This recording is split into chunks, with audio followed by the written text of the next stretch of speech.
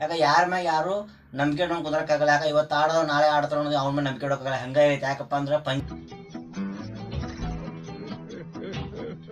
ಅವನೊಬ್ಬನ ಶಶಾಂಕ್ ಸಿಂಗ್, ಅವನು ಮತ್ತೆ ಇನ್ನೊಬ್ರೊಬ್ರು ಇದ್ದಾರೆ. ಅವ್ರಿಬ್ರ ಮ್ಯಾಗ ಮಾತ್ರ ಇವ್ರು ನಂಬಿಕೆ ಇಟ್ಕೊಂಡು ಕೂತಾರೆ. ಯಾಕಂದ್ರೆ ಏನು ಯಾರು ಆಡ್ತಾನೆ ಇಲ್ಲ ಅವ್ರ ಕಡೆ. ಹಂಗಾಗ್ಬಿಡತ್ತೆ. ಇವಾಗ ಲಿವಿಂಗ್ ಸ್ಟೋನ್ ಆಡ್ತಾ ಇಲ್ಲ. ಇನ್ನು RCB ನಾವು ಬಂದಿವಪ್ಪ ಅಂದ್ರೆ ಇವಾಗ ಏನು ನಮ್ದು ಲಾಸ್ಟ್ 3 ಮ್ಯಾಚ್ ಆಡಿದವು ಚೆನ್ನಾಗಿ ಆಡಿದ್ದಾರೆ. ಯಾಕಂದ್ರೆ ಲಾಸ್ಟ್ ಮ್ಯಾಚ್ ನೋಡಿದ್ರೆ ಖರಾಬಾಗಿ ಆಡಿದ್ದಾರೆ. ಯಾಕಂದ್ರೆ 6 90 ರನ್ನೇ ನಿಂತು ಅದಾದ್ಮೇಲೆ ವಿಕೆಟ್ ಹೋಗೋದು ನೀವು ನೋಡಿದ್ರಿ ಹೆಂಗೆ ವಿಕೆಟ್ ಹೋಗಿದಾವ ಅಂತ. ಅದಕ್ಕೆ ಇವೆರಡು ಟೀಮ್ಗಳು ಹಂಗದವು. ಬಟ್ ಇಂಥ ಟೀಮ್ಗಳು ಇದ್ರೂ ಹಾರ್ಟ್ ಫೇವ್ರೇಟ್ ಯಾವತ್ತ RCBನೇ ಇರುತ್ತೆ.